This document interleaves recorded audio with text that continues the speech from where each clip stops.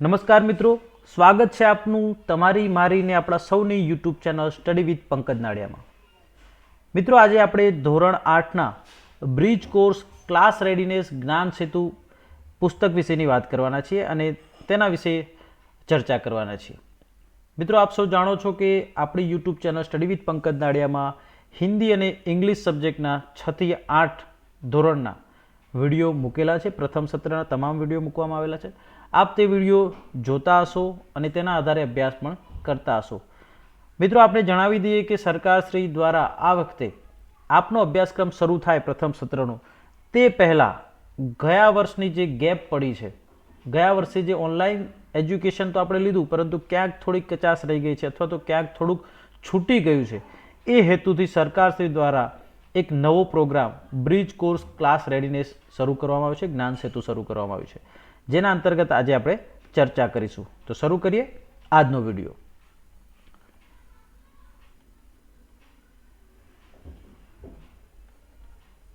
સૌથી પહેલાં આપણે આ જે પુસ્તક છે આપની પાસે પહોંચી ગયું હશે, કદાચ બુકના સ્વરૂપમાં, ચોપડીના સ્વરૂપમાં નહીં તો પીડીએફ સ્વરૂપમાં પણ આપણી જોડે આ પુસ્તક પહોંચી ગયું હશે અને નહીં પહોંચ્યું હોય તો ટૂંક સમયમાં આપની શાળાઓમાં આપના શિક્ષકો આપને તે પહોંચાડી દેશે.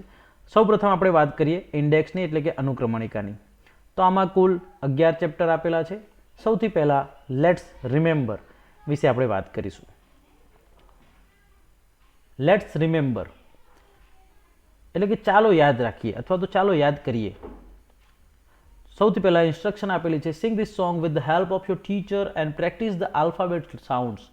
તો અહીંયા એક ગીત આપ્યું છે જે તમારે ગાવાનું છે તમારા શિક્ષકની મદદથી. તમારા શિક્ષક મિત્રો વર્ચ્યુઅલ ક્લાસમાં પણ આ બધી જ બાબતો ચલાવશે, પણ ક્યાંક કોઈ મિત્ર, કોઈ વિદ્યાર્થી પોતાના વાલી જે તે સમયે વર્ચ્યુઅલ ક્લાસ લેવામાં આવતો હોય ત્યારે હાજર ના હોય અને ચૂકી જાય, તો એના માટે આપણે આ વિડીયો બનાવી રહ્યા છીએ. તો sing this song with the help of your teacher, તમારા શિક્ષકની મદદથી તમારે ગીત ગાવાનું છે અને આલ્ફાબેટની પ્રેક્ટિસ કરવાની છે. તો આપણે શરૂઆતની 2-3 પંક્તિઓ ગાઈશું અને ત્યારબાદ તમે સમજી જશો અને જાતે પણ ગાઈ શકશો. જેમ કે A for apple, A for ant, B for bat and B for ball, B, C for cat and C for cup, K, D for dog and D for doll, D, E for egg and E for elephant, A, F for frog and F for fish, F, G for goat and G for grass, G, H for hand and H for hat, I for ink and I for insect, E, J for juice and J for jug, J. Okay મિત્રો, તો આ મુજબ તમારે છેક Z સુધી, અહીંયા Y, x, Y, Z સુધી આપણે ગાવાનું છે. તમે જાતે પણ ગાઈ શકો. ધોરણ 8માં આપણે અભ્યાસ કરીએ છીએ, ખૂબ સરળ છે. છેલ્લે X for box and X for fox, ક્ષ, Y for yacht and Y for yellow, Z for zoo and Z for zebra, જ. તો આ મુજબ તમારે ગાવાનું છે અને પ્રેક્ટિસ કરવાની છે. આ કવિતાનો, આ ગીતનો તાત્પર્ય એટલો જ છે કે આપણે આપણા આલ્ફાબેટને ફરીથી યાદ કરીએ, ABCDને ફરીથી યાદ કરીએ. આગળ જોઈએ આલ્ફાબેટ્સ એન્ડ સાઉન્ડ્સ. તો આ જે આલ્ફાબેટ છે, લેટ્સ પ્રેક્ટિસ રાઇટિંગ, એ લખવાના કઈ રીતના છે. તો આપણે જાણીએ છીએ કે તમે ધોરણ 4માં અથવા તો ધોરણ 3માં અથવા એ પહેલાં શીખ્યા હશો કે અંગ્રેજી આલ્ફાબેટ્સ જે ABCD આપણે સાદી ભાષામાં કહીએ છીએ તેને કઈ રીતના લખવામાં આવે છે. તો 4 લીટીવાળી જે અંગ્રેજીની નોટબુક હોય છે એમાં અંગ્રેજી આલ્ફાબેટ કઈ રીતના લખવા એની પ્રેક્ટિસ કરવા માટે અહીંયા આપણને આપ્યું છે. તો અહીંયા A, તો શરૂઆતની 1, આ 2 અને આ 3 લાઇનમાં તે લખાય છે. આ 3 લાઇનમાં પહેલી ABCDના બધા જ અક્ષરો લખવામાં આવતા હોય છે. ઓકે, તો જોઈએ આપણે એ કઈ રીતના લખાણો છે. તો એ જો આ રીતના છે, અહીંથી આમ અને આ રીતે. ફરીથી તમે તમારી બુકમાં પણ જોઈ શકશો. વિડીયો જોતા જોતા તમે તમારી બુક પણ તમારી પાસે રાખશો. બી કઈ રીતના લખાય છે, સી, ત્યારબાદ ડી, ઈ જુઓ. ઈ અહીંયા તમને એવું લાગશે કે લાઈન છે, તો આ રીતના છે ઈ. બરાબર, 3 લાઇનમાં. થોડું ત્રાંસો એટલા માટે લખ્યું કે આપ સમજી શકો. લાઇનમાં તમને ક્યારેક ના દેખાય તો એટલા માટે. એફ છે, G H I J K L M N O P Q R S T U V W X Y and Z. Okay, અહીંયા Z છે, તો આ ધ્યાનમાં રાખવાનું છે મિત્રો. આ રીતના લખાશે. ક્યારેક તમને જે અક્ષરનો જે વળાંક છે એ લાઇન પર આવતો હોય તો દેખાય નહીં, તો તમારે સમજવાનું છે કે અહીંયા છે. ઓકે, જેમ કે એફ, તો એફમાં આપણે માત્ર ઊભું લાઈન દેખવાની નથી કે અહીંયા આટલું જ છે એવું નથી, એફમાં અહીંયા પણ છે. ઓકે, તો આ એટલા માટે છે પ્રેક્ટિસ કરવા માટે. હવે ત્યારબાદ અહીંયા આપણને બ્લેન્ક્સ આપેલી છે, એટલે કે ખાલી જગ્યાઓ આપેલી છે આ રીતના 4-4 લાઇન. તો અહીંયા તમારે શું કરવાનું છે, તો આ જે આલ્ફાબેટ અહીંયા આપેલા છે, જે રીતના લખેલા છે, એ જોઈ જોઈને તમારે અહીંયા પ્રેક્ટિસ કરવાની છે આ લાઇન્સમાં. ઓકે, જેમ કે આ રીતના એ, પછી બી લખશો તમે, બરાબર, ત્યારબાદ સી, આ રીતના. આ બંને લાઇનને ટચ થાય રીતના લખવાનું છે. અહીંયા હું માઉસથી લખું છું તો ક્યાંક થોડીક ગડબડ થઈ શકે છે, પરંતુ તમારે જ્યારે પેન્સિલ અથવા તો પેનથી લખો ત્યારે બિલકુલ આરામથી લખવાનું છે ને સરસ લખવાનું છે. તો આ પ્રમાણે આ બધી જ જગ્યામાં તમારે ABCD લખવાની છે, છોટા છોટા અક્ષર લખીને, જે પ્રમાણે અહીંયા છે. તમે એક ઊભી લાઇન પણ દોરી શકો છો. ઓકે, તો આ જાતે તમે કરી શકો છો. નાઉ ટોક્સ અબાઉટ અપર લેટર્સ. હવે આપણે બીજી ABCD જે કહીએ છીએ એના વિશે વાત કરીએ. તો બીજી ABCDમાં સ્મોલ લેટર પણ આપણે કહીએ છીએ, બરાબર. કેપિટલ લેટર્સ કહેવાય છે પહેલી ABCD ને, બીજી ABCD સ્મોલ લેટર. હવે બીજી ABCDમાં કેવું હોય છે, તો એમાં કેટલાક અક્ષરના અમુક છેડા ઉપર હોય છે, અમુકમાં નીચે હોય છે, કેટલાક અક્ષર માત્ર 2 લાઇનના વચ્ચે આવતા હોય છે, તો એ પ્રમાણે હોય છે. તો અપર લેટર્સ જોઈએ આપણે, જે ઉપર જતા હોય છે. તો એમાં છે બી. તો બી કઈ રીતના લખાશે જોઈ લો. એ પ્રમાણે તમારે અહીંયા પ્રેક્ટિસ કરવાની છે નીચે, બરાબર છે. આ રીતના બી લખાશે. ત્યારબાદ છે ડી. આમાં ઘણા મિત્રો ભૂલ કરતા હોય છે વિદ્યાર્થી મિત્રો, તો એ ધ્યાન રાખવાનું છે. બીમાં જે હોય છે એ તમારે જમણી બાજુમાં, એનું જે આ ઈંડાકાર બનતું હોય છે તે જમણી બાજુમાં હોય છે. ડીમાં ડાબી બાજુમાં હોય છે. યાદ રાખવા માટે ડી ડાબી બાજુ. ઓકે, બાકીનું જે હોય એ જમણી બાજુ. તો ડીમાં ડાબી બાજુ છે, આપણે જોઈએ તો આ ડાબા હાથ બાજુમાં છે તમારે આ જે લીટી છે તેનાથી. તો ડી અને બી આ ધ્યાન રાખવાનું છે. ઘણી વખત ડોગનો સ્પેલિંગ લખવાનો DOGની જગ્યાએ પછી વિદ્યાર્થીઓ ભૂલથી ડી અને બીમાં મૂંઝવણમાં બોગ લખી દેતા હોય છે, જે ખોટું પડે. તો આ ધ્યાન રાખવાનું છે. ત્યારબાદ છે એફ. તો એફ આ રીતના લખીશું. એચ છે, કે, આ જે સીધું લીટું દેખાય છે તે એલ છે. ઓકે, આ રીતના એલ. ત્યારબાદ છે ટી. તો આ પ્રમાણે અપર લેટર્સ તમારે લખીને પ્રેક્ટિસ કરવાની છે. ઓકે, ત્યારબાદ છે મિડલ લેટર્સ, જે આ બીજી અને ત્રીજી લાઇનની વચ્ચે આવે છે એને મિડલ લેટર્સ કહીએ છીએ. A C E I M N O R S U V W X and Z. તો આની પણ તમારે અહીંયા પ્રેક્ટિસ કરવાની છે બિલકુલ પેનથી, સરળ રીતે પેન્સિલથી અથવા પેનથી. એ, ત્યારબાદ છે સી. તો સી આ રીતના. ઈ લખીશું, આઈ લખશો, એમ. આ રીતના તમારે SUVWX અને Z સુધી. હા, અહીંયા આ જે આર છે એમાં ઘણા મિત્રોને તકલીફ પડતી હોય છે, કારણ કે જે પ્રિન્ટિંગ થાય છે, બરાબર છે, તો ટાઈપ કરેલો અને પ્રિન્ટિંગ કરેલો આ રીતનો આર હોય છે. આપણે લખવા ઘણા મિત્રોને ભૂલ થતી હોય છે, ઘણા વિદ્યાર્થીઓને તકલીફ પણ પડી જાય, આઈ કરી દેતા હોય અથવા તો બરાબર જે આર છે તેને. તો સિમ્પલ જે આ છે તે સાચો જ છે. આપણે જે ગુજરાતી ચોગડા જેવો કરીએ છીએ આ સાચો જ છે. તમે આ રીતના પણ કરી શકો છો. ઓકે, પરંતુ શરત એ છે કે તે નાનો હોય, આ રીતના આ બંને લાઇનમાં આવવો જોઈએ. તો આ તમારે ધ્યાન રાખવાનું છે અને એ પ્રમાણે તમારે લખવાનું છે. એસ નાનો અને મોટો સરખા જ દેખાય છે, વી પણ સરખા દેખાય છે, ડબલ્યુ, એક્સ. તો ત્યાં તમારે ધ્યાન રાખવાનું છે કે નાની સાઇઝનો હોય ત્યાં નાનો કરવાનો છે અને કેપિટલ હોય ત્યાં મોટો કરવાનો છે. તો આ હતા મિડલ લેટર્સ. હવે લોઅર લેટર્સ જેમાં જે એનું પાંખું છે તે નીચે જતું હોય તો એક છે જી, બરાબર, ત્યારબાદ જે, પછી પી, ક્યુ અને વાય. તો આની પણ તમારે પ્રેક્ટિસ કરવાની છે. ખાસ ધ્યાન રાખજો, આ રીતના નહીં કરીએ આપણે, આ ખોટો પડશે.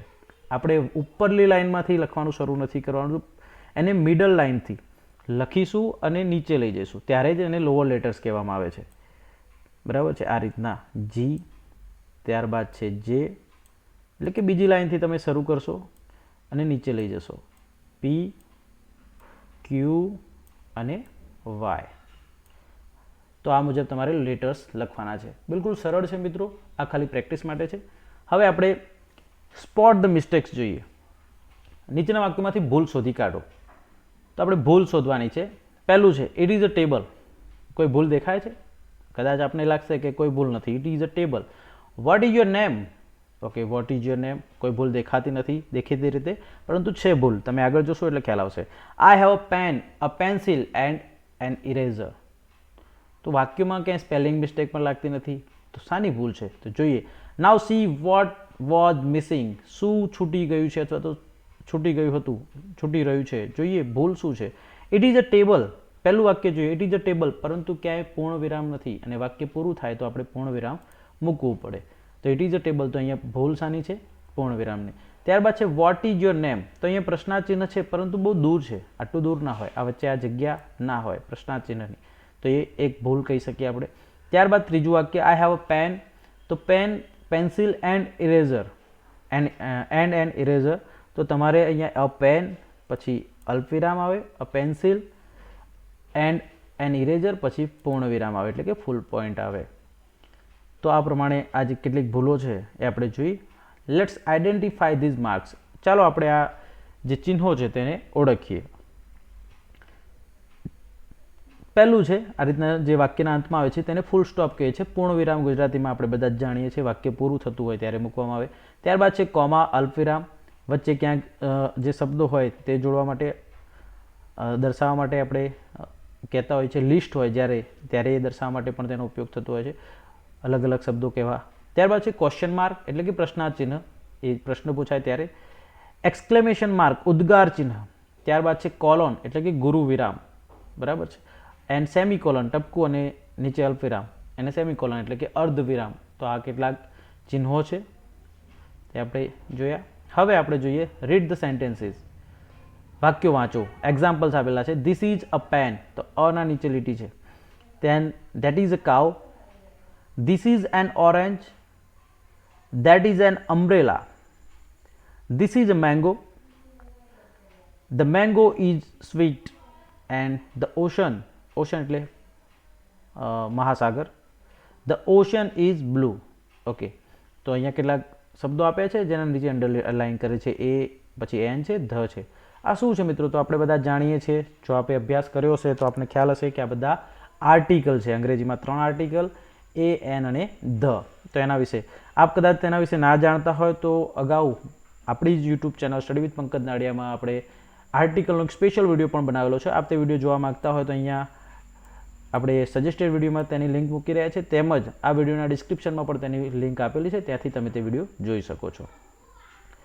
હવે આપણે આજ વાંચ્યું એના પછી અહીંયા ડુ ઇટ યોર સેલ્ફ, તમારે જાતે કરવાનું છે. નીચેના ચિત્ર જોઈને તેમની આગળ એ, એન અને ધમાંથી યોગ્ય શબ્દ મૂકો. એટલે કે આ 3 આર્ટિકલમાંથી કયો આર્ટિકલ આવશે એ તમારે મૂકવાનું છે. હવે ખાસ ધ્યાન રાખો મિત્રો, એ ક્યારે આવે? તો અહીંયા આપણે ઉદાહરણમાંથી જોઈએ કે જ્યારે વ્યંજન હોય, ઉચ્ચાર વ્યંજન થતો હોય, કોઈ પણ શબ્દનો ઉચ્ચાર અને એક વચન હોય અને ઉચ્ચાર વ્યંજનથી થતો હોય તો અ, બરાબર છે.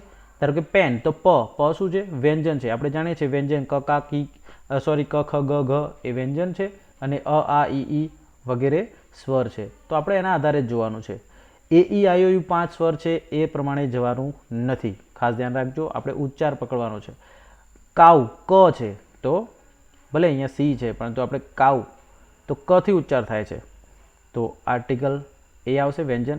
અને જ્યારે સ્વરથી ઉચ્ચાર થતો હોય તો આર્ટિકલ એન આવે. ઓરેન્જ, અ, ઓરેન્જ. અમ્બ્રેલા, અ, બરાબર છે. અહીંયા મેંગો તો વ્યંજન છે, પરંતુ જ્યારે એની વસ્તુની વાત ફરીથી કરવાની થાય તો પછી આર્ટિકલ ધ મુકાતો હોય છે, એટલે કે નિશ્ચિત થઈ જતું હોય છે. Okay, the mango is sweet. The ocean, તો અહીંયા શરૂઆતથી ધ ઓશન કેમ છે? કારણ કે કેટલીક સાર્વભૌમિક વસ્તુઓ છે, તો તેના માટે આપણે તે વાપરતા હોય છે. ધારો કે મહાસાગર, કોઈ ઊંચા પર્વતો, બરાબર છે, મોટી નદીઓ વગેરે માટે વપરાતું હોય છે. સૂર્ય, ચંદ્ર વગેરે માટે ધ વપરાય છે. તો આ ધ્યાનમાં રાખવાનું. અને વિસ્તારપૂર્વક આપ એના વિશે જાણવા માંગતા હોય તો મેં કહ્યું તેમ એનો વિડીયો બનાવેલો છે, ડિસ્ક્રિપ્શનમાં તેની લિંક આપેલી છે, અને ઉપર સજેસ્ટેડ વિડીયોમાં પણ આપણે અગાઉ દર્શાવી ચૂક્યા, ત્યાંથી તમે તે વિડીયો જોઈ શકો છો. હવે આપણે અહીંયા જોવાનું છે એપલ. એપલ અથી ઉચ્ચાર થાય છે. શબ્દ બોલવાનો છે એપલ, અથી ઉચ્ચાર થાય છે. અથી ઉચ્ચાર થાય તો શું આવે? તો તમારે ધ્યાન રાખવાનું છે. અથી ઉચ્ચાર થાય તો આવશે એન, બરાબર છે.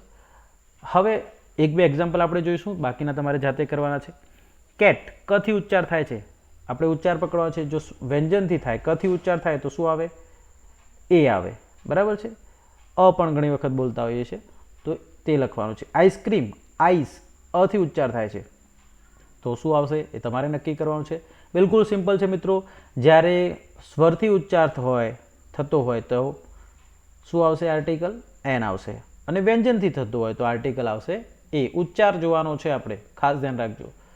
હવે અમ્બ્રેલા, તો અથી થાય છે. અગાઉ પણ અમ્બ્રેલા શબ્દ આવી જ ગયો છે, તો આન્સર તમે જાતે લખી શકો છો. સન, સૂર્ય, સૂર્ય સાર્વભૌમિક વસ્તુ છે, બરાબર છે, સદંતર રહેવાની છે, તો એના માટે આપણે ધ વાપરીએ છીએ. એરોપ્લેન અથી ઉચ્ચાર થાય છે તો એન આવશે. તો એ પ્રમાણે તમે લખવાનું છે. રોઝ ફ્લાવર છે, રથી ઉચ્ચાર છે તો ર વ્યંજન છે, તમે જાતે લખશો. ત્યારબાદ છે કાર, ક વ્યંજન છે, તો વ્યંજન જ્યાં જ્યાં વ્યંજન આવતા હોય ત્યાં અ આવશે. માઉન્ટેન, ઓકે, માઉન્ટેન શું છે? પર્વત છે, ત્યાં ધ લખીશું. અને મૂન, તો એ પણ મેં અગાઉ કહ્યું તેમ આપણી યુનિવર્સલ વસ્તુ છે, તો એના માટે ધ આવશે. તો એ ધ્યાનમાં રાખીને આપણે ખાલી જગ્યા પૂરીશું. ઓકે, હવે અહીંયા કેટલાક ખાલી જગ્યાઓ આપેલી છે, આપણે લખીએ. એ એન અને ધ વડે ખાલી જગ્યા પૂરો. મમતા હેઝ ખાલી જગ્યા car. I have a blue pen. Baljit had orange. My brother can recite ખાલી જગ્યા. તો આ ખાલી જગ્યાઓ છે. હવે અહીંયા જોઈએ, Mamta has a red car. Okay, પરંતુ અહીંયા આપણે કોઈ પણ આર્ટિકલ નહીં મૂકીએ તો પણ ચાલશે, કારણ કે વિશેષણ લાગેલું છે, તો આર્ટિકલ ના મુકાય. મમતા હેઝ અ કાર સાચું છે, અ રેડ કાર ખોટું પડે, તો અહીંયા કોઈ ખાલી જગ્યા પૂરવાની જરૂર નથી. અથવા તો તમે ધ મૂકો ચોક્કસ દર્શાવવા માટે, તો હેઝ ધ રેડ કાર તો સાચું છે. I have the blue pen એ સાચું રહેશે, ધ મૂકશું તો. બલજીત હેડ ઓરેન્જ અથી ઉચ્ચાર છે તો an orange. My brother can recite the Gita. Gita એક ધાર્મિક ગ્રંથ છે, એટલા માટે તેને the Bible, the Gita, the Quran એ રીતના વંચાતું હોય છે. એ રીતના આર્ટિકલ લાગતા હોય છે, જે આપણા ધાર્મિક ગ્રંથો છે, મહાન ગ્રંથો, તેના માટે. તો ધ ગીતા. ત્યારબાદ છે રોશન વિઝિટેડ તાજમહેલ લાસ્ટ વીક. હવે તાજમહેલ એ અજાયબીમાં આવે છે, ઓકે, તો ત્યાં પણ ધ મૂકીશું, બરાબર છે. ત્યારબાદ ધેર વોઝ ખાલી જગ્યા owl in our garden. An owl અથી ઉચ્ચાર છે. The story came to the end. The story came to the end એ રીતના અહીંયા ધ મુકાશે. અથવા તો a story came to an end, an પણ સાચું છે. ઓકે, પ્રોફાઇલની વાત કરીએ. હવે ધ્યાનમાં રાખવા જેવી જે બાબતો છે તે શિક્ષક મિત્રો માટે છે, વાલીઓ માટે છે, કે તમારા જે નામ છે, વિદ્યાર્થી મિત્રો, તમને પ્રશ્નો પૂછવામાં આવે તો તેના જવાબ તમારે આપતા શીખવાનું છે. અને તમે તમારા મિત્રો સાથે પણ પ્રશ્નોના જવાબ આપવાનું, પ્રશ્નોના પૂછવાનું, આવું કાર્ય થોડું કરતા રહેશો તો તમારું અંગ્રેજી સુધરશે અને પ્રેક્ટિસ ચાલુ રહેશે. આગળ જોઈએ આપણે. નીચે આપેલ જગ્યામાં તમારી વિગતો લખવાની છે તમારે. તો સિમ્પલ છે, તમે જાતે લખી શકો. તમારી પોતાની વિગતો છે. નેમ, તમારું જે નામ હોય તે તમારે લખવાનું છે. જેમ કે માની લો કે એક છોકરો છે, ઉદાહરણ તરીકે તેનું નામ રાજ છે, તો આપણે અહીંયા લખીશું રાજ. તમે કેપિટલમાં નામ પૂરશો, આ જે બ્લોક છે તે. ફાધર્સ નેમ, તો એના પપ્પાનું નામ તમારે લખવાનું છે, જે પણ હોય તે, બરાબર. યોગેશભાઈ આપણે લખીએ અહીંયા ઉદાહરણ તરીકે. તો આ મુજબ તમારે લખવાનું છે. બિલકુલ સિમ્પલ છે મિત્રો, તમારે જાતે લખવાનું છે, આપણે માર્ગદર્શન આપીએ છીએ. મધર્સ નેમ તો મમ્મીનું નામ લખવાનું છે. સરનેમ એટલે તમારી અટક. વિલેજ અથવા તો સિટી તમારું ગામ કે શહેર જે તે હોય. તાલુકો તમારો એનું નામ લખવાનું છે, જેમ કે કલોલ હોય તો બરાબર છે, દસક્રોઈ હોય તો દસક્રોઈ, દેત્રોજ હોય તો દેત્રોજ, વિરમગામ તો વિરમગામ, પાટણ તો પાટણ, જે હોય તે જિલ્લાનું નામ પણ એ રીતના લખવાનું છે. તમારો પિનકોડ લખવાનો છે. તમારી એજ, તમારી ઉંમર કેટલી છે, લગભગ 13 વર્ષ હોય બરાબર છે, તો એ પ્રમાણે અથવા તો 12 વર્ષ હોય, જે હોય લખવાનું. જેન્ડરમાં તમારે લખવાનું છે, જો સ્ત્રી હોય એ છોકરી હશે તો ફિમેલ લખશે, છોકરો હશે તે મેલ લખશે બરાબર છે. અહીંયા આપણે રાજ મેલ છે, છોકરો છે તો આપણે મેલ લખશું MELE. ફિમેલ હશે તો મેલના આગળ FE લગાવવાનું છે બરાબર છે, બીજું કંઈ જ છે નહીં. ફિમેલ હોય તો એક મિનિટ, આ રીતના ફિમેલ હશે તો સ્પેલિંગ જોઈ લેશો, FEMALE ફિમેલ, એ રીતના લખવાનું છે. હવે જોઈએ નીચેના ઉદાહરણમાં આપેલ ફકરો વાંચો, તેના આધારે તમારી વિગતો સાથે નવો ફકરો લખો. હવે આપણે અહીંયા વિગતો ભરી દીધી પોતાની. અહીંયા આપણને એક ફકરો આપેલો છે, એના આધારે તમારે તમારો ફકરો લખવાનો છે, તમારી વિગતો ભરવાની છે. જેમ કે અહીંયા I am બંટી, તો તમે શું લખશો, તમારું જે નામ હશે તે. ધારો કે અહીંયા આપણે જે ઉદાહરણ લીધું છે તેનું નામ છે રાજ, તો તે શું લખશે, રાજ. I am Raj. My father's name is Montubhai, તો રાજના પિતાનું નામ છે યોગેશભાઈ, તો રાજ લખશે. માય ફાધર્સ નેમ ઇઝ યોગેશભાઈ, તો અહીંયા જે હું અંડરલાઇન કરું છું તે શબ્દો બદલાતા જશે. માય મધર્સ નેમ ઇઝ હિનાબેન, તો રાજના મધરનું નામ જે હશે, મમ્મીનું નામ તે લખવાનું છે, તો રાજે. તમારે તમારા મમ્મીનું નામ, માય મધર્સ નેમ ઇઝ જે પણ નામ હોય. I am 11 years old, તો તમે જેટલા વર્ષના હોય, 11 હોય, 12 હોય, 13 હોય, ઓકે. ત્યારબાદ છે આઈ લીવ ઇન હરિપુર, હું હરિપુરમાં રહું છું, તો અહીંયા તમે તમારું ગામ લખશો. માની લો કે રાજ નામનો વ્યક્તિ જે છોકરો છે તે કલોલમાં રહે છે, તો આઈ લીવ ઇન કલોલ. તમે જે ગામમાં રહેતા હોય, જે શહેરમાં રહેતા હોય એનું નામ અહીંયા લખીશું. My favourite subject is social science, મારો પ્રિય વિષય સોશિયલ સાયન્સ છે બરાબર, સામાજિક વિજ્ઞાન. તો તમારો જે ફેવરેટ વિષય હોય તે તમે લખશો. My favourite subject is English, my favourite subject is maths, my favourite subject is Gujarati, જે પણ તમારો ફેવરેટ સબ્જેક્ટ હોય તે લખશો. I like to play kabaddi, મને કબડ્ડી રમવી ગમે છે, તમને જે ગમતું હોય તમારે લખવાનું છે. I like to play kho kho, I like to play hockey, I like to play, તમે PUBG રમતા હોય તો PUBG. ત્યારબાદ છે આઈ લવ સ્વીટ્સ, મને મીઠાઈ ખાવી ગમે છે, તો તમને જે ભાવતું હોય તેના વિશે વાત કરવાની છે. આઈ લવ સ્વીટ્સ, આઈ લવ પાણીપુરી, આઈ લવ બિરયાની, જે તમને ગમતું હોય તે તમારે લખવાનું છે, ઓકે. અને એ લખવા માટે અહીંયા આપણને જગ્યા આપેલી છે, તો ત્યાં તમે લખી શકો છો. હવે જોઈએ નીચેની રાઇમનું અભિનય સાથે ગાન કરો, તો અહીંયા ગાન કરવાનું છે આપણને. રાઇમ એટલે કે કવિતા આપી છે નાનકડી, અને તેને તમારે ગાવાની છે અને અભિનય પણ કરવાનો છે. આ કામ તમે ઘરે પણ કરી શકો. કેન યુ ડુ ઇટ, શું તમે કરી શકો, એનું ટાઇટલ છે કેન યુ ડુ ઇટ. આપણે થોડા સ્પીડમાં જઈ રહ્યા છે વિદ્યાર્થી મિત્રો, કારણ કે આપણો જે સિલેબસ છે તે ઘણો લાંબો છે અને આપણે તેને કવર કરવાનો છે, ઓકે. કારણ કે અડધા કલાકમાં તમે જો વર્ચ્યુઅલ ક્લાસમાં જોઈન થશો તો એમાં તો ઘણા બધા આપણને અવરોધ નડતા હોય છે, એટલા માટે વિડીયોમાં આપણે વાત નથી કરવાની હોતી મારે વિદ્યાર્થી જોડે, ખાલી બોલવાનું છે. એટલે થોડીક સ્પીડમાં આપણે વાત કરી શકીએ, ચલાવી શકીએ, જેથી કરીને આપણો જે સિલેબસ છે બ્રિજ કોર્સ તે આપણે પૂરો કરી શકીએ અને સમજી શકીએ સારી રીતે, ઓકે. તો અહીંયા આપણે ગાન કરીશું. I am jumping, I am jumping, look at me, can you jump as I do. જો અહીંયા મિત્રો સ્પેલિંગ મિસ્ટેક છે, ટાઈપિંગમાં થોડીક ભૂલ થઈ છે, જમ્પનો સ્પેલિંગ તમે સુધારી લેજો, JUMP આવશે, okay. Can you jump as I do, yes I can, yes I can. ત્યારબાદ છે I am dancing, I am dancing, look at me, can you dance as I do, yes I can, yes I can.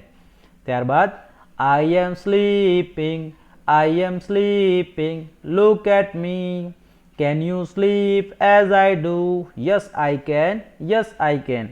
તો આ એક સરસ મજાની rhyme છે જેના અંદર કેનનો ઉપયોગ આપ્યો છે, ઓકે. કેનનો ઉપયોગ શું છે તો વિદ્યાર્થી મિત્રો ફટાફટ સમજી લઈએ આપણે કે કેનનો ઉપયોગ થાય છે કોઈ કાર્ય કરવામાં સશક્ત હોવું, સક્ષમ હોવું, શક્તિમાન હોવું, કે ભાઈ હું આ કરી શકું છું. જેમ કે હું એમ કહી શકું કે હું બાઇક ચલાવી શકું છું, તો I can ride a bike. હું એવું પણ કહી શકું કે હું 5 લાડુ ખાઈ જાઉં છું, અથવા તો હું 5 લાડુ ખાઈ શકું છું. આઈ કેન ઈટ 5 લડ્ડુઝ, તો જે હું કરી શકું છું તેના માટે એવું કહીશ. પરંતુ હવે મને કાર ચલાવતા નથી આવડતું માની લો કે, તો હું કહીશ કે ભાઈ હું કાર ચલાવી શકતો નથી, તો આઈ કાન્ટ ડ્રાઈવ અથવા તો I can not drive a car, તો ત્યાં તેનો ઉપયોગ થતો હોય છે. આ સિમ્પલ આપણે સમજ આપી. હવે આગળ જોઈએ. નીચે આપેલા પ્રશ્નોના આપને લાગુ પડતા જવાબ સામે તમારે ખરાની નિશાની કરવાની છે. જેમ કે ઉદાહરણ આપ્યું છે, કેન યુ રીડ ઇંગ્લિશ? શું તમે અંગ્રેજી વાંચી શકો છો? યસ આઈ કેન, તો અહીંયા ખરું યસમાં કર્યું છે. હવે અહીંયા જોઈએ, કેન યુ ડાન્સ? શું તમે ડાન્સ કરી શકો છો? જો તમે કરી શકતા હોય તો યસ આઈ કેન, અને ના કરી શકતા હોય તો નો આઈ કાન્ટ. બરાબર છે. બીજું છે, કેન યુ સિંગ અ ભજન? તમે ભજન ગાઈ શકો છો? If yes then take in the yes box, if no then take in no. Okay, સાચું તમને હા હોય તો આમાં ટીક કરીશું, ના હોય તો આમાં ટીક કરીશું. બંનેમાં ટીક નથી કરવાનું મિત્રો, કોઈ પણ એકમાં છે. તમારો જવાબ જે હોય તે. Can you jump? તમે કૂદી શકો છો? Yes I can. તમારો આન્સર તમે જાતે ટીક કરશો. Can you swim? તમે તરી શકો છો? Yes I can. મારી વાત કરું તો no I can not, no I can't. બરાબર છે. ત્યારબાદ પાંચમો પ્રશ્ન, કેન યુ ફ્લાય? તમે ઉડી શકો છો? તો લગભગ કોઈ ઉડી નથી શકતું, તો no I can't. Can you catch a ball? તમે બોલ કેચ કરી શકો છો? Yes I can. Can you draw a picture? તમે ચિત્ર દોરી શકો છો? જો તમે દોરી શકતા હોય તો યસ, અથવા તો ના દોરી શકતા હોય તો નો આઈ કાન્ટ. 8મા નંબરનું, can you ride a bicycle? તમે બાયસિકલ ચલાવી શકો છો? Yes I can. તો આ પ્રમાણે તમારે પ્રશ્નોના જવાબમાં ટીક કરવાનો છે, અને મિત્રો આવા વાક્યો તમારે જાતે પણ બનાવીને બોલવાના છે. ચલો, તો તમે કેનનો ઉપયોગ શીખી શકશો. હવે જોઈએ ઘડિયાળમાં સમય. નીચે આપેલ ઘડિયાળમાં સમય જોઈ શબ્દોમાં લખવાનો છે તમારે. તો ઘડિયાળનું ચેપ્ટર તમે શીખી ગયેલા છો અગાઉ, અથવા તો લાસ્ટ યર આપણે ઓનલાઈન ક્લાસના કારણે સારી રીતે શીખી નહીં શક્યા હોઈએ, એટલા માટે ફરીથી પ્રેક્ટિસ છે. બિલકુલ સિમ્પલ છે મિત્રો. ઘડિયાળનો વિડીયો એકદમ સરળ હોય છે. ઘડિયાળનો ટાઈમ લખવો અથવા તો બોલવો અંગ્રેજીમાં બિલકુલ સરળ છે. જેમ કે અહીંયા કેટલા વાગ્યા છે, તો ઉદાહરણ આપ્યું છે, ઇટ ઇઝ 3 o'clock અહીંયા લખ્યું છે. જો કે ઘડિયાળમાં 9 વાગેલા બતાવે છે, તો અહીંયા તમે આ 3ને દૂર કરી અને 9 લખી શકો, અથવા તો આ ઘડિયાળમાં સુધારો કરીને અહીંયા કરી શકો. ઓકે, બે ઓપ્શન છે આપણી જોડે. આપ જે કરવા માગો તે. ઘડિયાળમાં સુધારો કરવો પડે અથવા તો અહીંયા લખેલામાં. તો આપણે ઘડિયાળમાં ના કરવો હોય તો આ 3 કાઢીને ઇટ ઇઝ 9 o'clock, અધરવાઇઝ અહીંયા 3 કરી દેવું પડે. હવે અહીંયા જુઓ, અહીંયા કેટલા વાગે છે? 8. આપણે ટાઈપિંગ લાવી દઈએ અહીંયા. આની સાઈઝ થોડી નાની કરી દઈશ મિત્રો હું. 1 મિનિટ.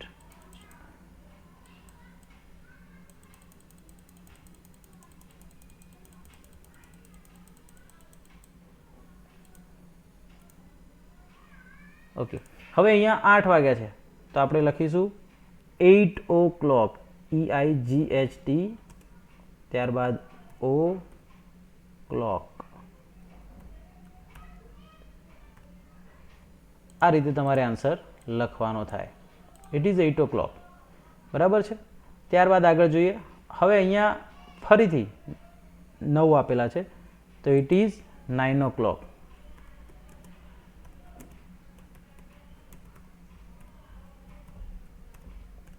It is 9 o'clock. હવે આ ઘડિયાળમાં જોઈશું તો અહીંયા 10:15 વાગે છે મિત્રો. આ ઘડિયાળમાં કેટલા વાગે છે? 10:15. તો 10:15 એટલે 3 ઉપર મોટો કાંટો હોય, નાનો કાંટો 10 થી થોડુંક આગળ હોય. 10:15. તો ઇટ ઇઝ 10:15 એવું બોલાય. It is 10:15. એટલે તમારે યાદ કેટલું રાખવાનું છે મિત્રો? આટલું જ યાદ રાખવાનું છે, 10:15. ખ્યાલ આવ્યો?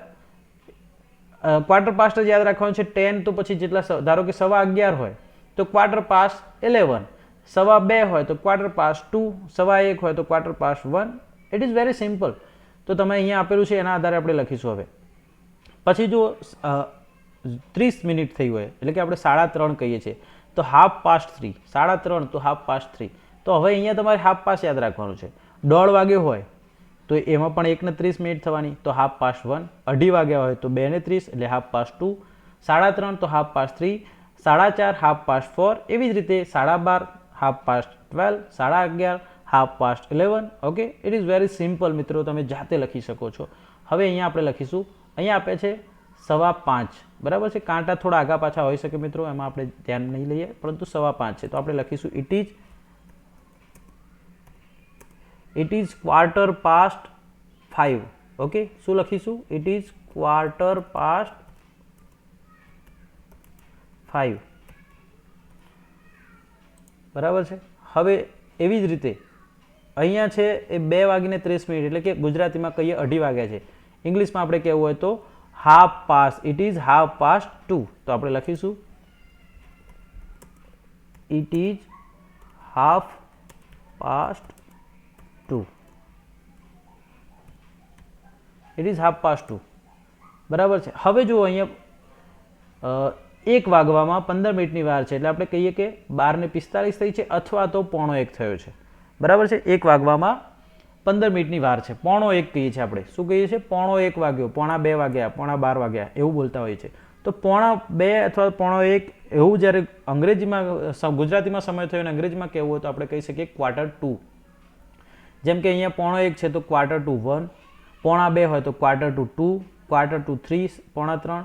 તો ખાલી આપણે યાદ કેટલું રાખવાનું છે? 1/4 યાદ રાખવાનું છે. પાછળ જેટલા 12:45 હોય તો 1, 2 હોય તો 2 વગેરે એડ કરતું જવાનું છે. બરાબર છે. તો હવે આપણે એના આધારે અહીંયા બ્લેન્ક્સ આપી છે તે લખીએ. અહીંયા કેટલા વાગ્યા છે? તો 10:30 થઈ રહી છે. તો આપણે લખીશું it is half past 10. It is half past 10. Okay. તો આ પ્રમાણે તમારે લખવાનું છે. હવે અહીંયા જુઓ મિત્રો 6:45 થઈ છે. બરાબર છે. એટલે કે 6:45 થયા છે. 6:45 થાય એટલે 6:45 અથવા તો 7 વાગવામાં 15 મિનિટની વાર છે. તો 6:45 થયા છે. તો આપણે અહીંયા શું લખીશું? It is 6:45. It is 6:45. It is 6:45. તો આ મુજબ લખી શકાય. તો આ રીતે તમે સમયને પાક્કો કરી શકો છો મિત્રો. હવે આગળ જોઈએ આપણે સમયની વાત કર્યા પછી અહીં આપેલા ચિત્રો જુઓ અને ઇન, ઓન અને અંડરનો ઉપયોગ સમજો. ઇન, ઓન અને અંડર. તો ઇન એટલે શું મિત્રો? ઇન એટલે અંદર, ઓન એટલે ઉપર પરંતુ ટચ કરેલું હોય ત્યારે. બરાબર છે. અને અંડર એટલે નીચે. આ ત્રણ મિત્રો શું છે? તો પ્રિપોઝિશન છે. શું છે? પ્રેપોઝિશન કહીએ છીએ આપણે. નામયોગી અવ્યય ગુજરાતીમાં કહેવામાં આવે છે. તો આનો ઉપયોગ શું છે એ આપણે જોઈશું. મિત્રો પ્રેપોઝિશન વિશેનો આપણે એક અલગથી વિડીયો, એક નહીં પરંતુ આખો વિડીયોની સિરીઝમાં 4 વિડીયો બનાવેલા છે જેના અંદર આપણે લગભગ 20 પ્રેપોઝિશનની ચર્ચા કરેલી છે. આપણે તે વિડીયો ના જોયા હોય તો તે વિડીયોની લિંક પણ હું આ વિડીયોના ડિસ્ક્રિપ્શનમાં મૂકી દઈશ. આપ ત્યાંથી જોઈ શકો છો અને ગ્રામર પણ શીખી શકો છો સાથે સાથે. ઓકે. હવે આગળ જોઈએ આપણે. Mangoes are in the box. અહીંયા આપણે બોક્સમાં જોઈ શકીએ છીએ. બોક્સ છે એના અંદર કેરીઓ છે. તો mangoes are in the box. બોક્સમાં કેરીઓ છે. A cat is on the table. ટેબલના ઉપર બેઠેલી છે. અધ્ધર નથી, ખાસ ધ્યાન રાખજો. એને ટચ કરેલું છે. બેઠી છે એટલે ટેબલને સ્પર્શ કરે છે. તો સ્પર્શ કરતું હોય ત્યારે જ ઓન આવશે. હવે જુઓ the dog is under the a dog is under the chair.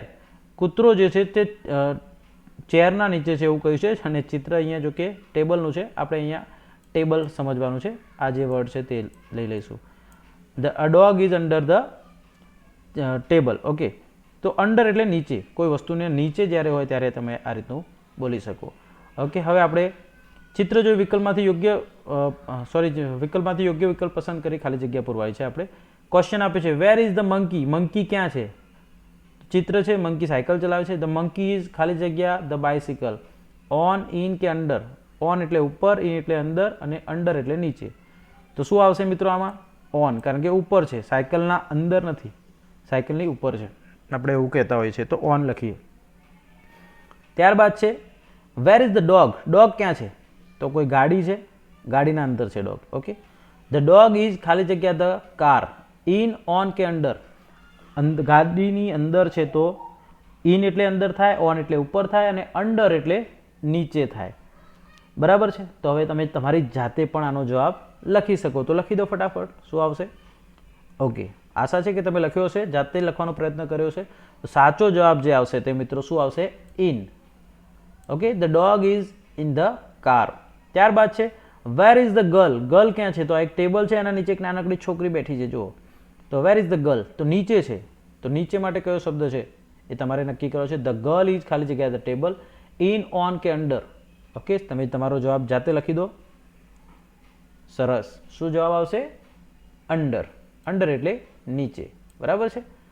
તો આ ધ્યાનમાં રાખવાનું છે. અહીંયા ઓન, અહીંયા જે આવશે તે ઇન અને અહીંયા અંડર. ઓકે, હવે વાત કરીએ મિત્રો ફંટૂસ એટલે કે રીડલ્સ. રીડલ્સ આપી છે. રીડલ્સ એટલે કે ઉખાણા. સરસ મજાના ઉખાણા છે, તેના જવાબ આપણે ઓપ્શનમાં આપેલા છે, ત્યાંથી શોધવાના છે. પહેલું છે, I am a small and shy, I have 8 legs, I can eat bugs, I can make a web. Okay, હું નાનું છું અને શરમાળ છું, એક કોઈ એવો જીવ છે. આઈ હેવ 8 legs, 8 પગ ધરાવું છું. આઈ કેન ઇટ બગ્સ, નાના નાના જીવ જંતુ ખાઉં છું, માખી વગેરે. And I can make a web, અને હું જાડું બનાવું છું. તો કોણ છે? આઈ એમ ખાલી જગ્યા. તો ઓપ્શન જોઈ લઈએ મિત્રો. મંકી એટલે વાંદરો, એલિફન્ટ એટલે હાથી, સ્પાઈડર એટલે કરોડિયો અને હની બી એટલે મધમાખી. તો આમાં સાચો જવાબ શું આવશે? ઓકે, તમે સમજી ગયા છો. પહેલાનો જવાબ આવશે સ્પાઈડર. ત્યારબાદ બીજું છે, આઈ એમ બિગ, હું મોટું છું. આઈ કેન સ્વિમ, હું વિશાળ છું, મોટું છું. આઈ કેન સ્વિમ, હું તરી શકું છું. આઈ કેન રન, હું દોડી પણ શકું છું. આઈ કેન ટ્રમ્પેટ, હું જોરથી અવાજ કાઢી શકું છું. આઈ એમ ખાલી જગ્યા, હું કોણ છું? તો મોટું છે, તરે છે, દોડે છે, કોણ છે? ઓકે, મંકી મોટો ના, એલિફન્ટ સૌથી મોટું આ બધામાં કોણ છે? એલિફન્ટ. તો બીજાનો આન્સર શું આવશે? એલિફન્ટ. તે તરી પણ શકે, દોડી પણ શકે, અને તેના અવાજને જે તે હાથી અવાજ કરે તેને ટ્રમ્પેટ કહેવામાં આવે છે.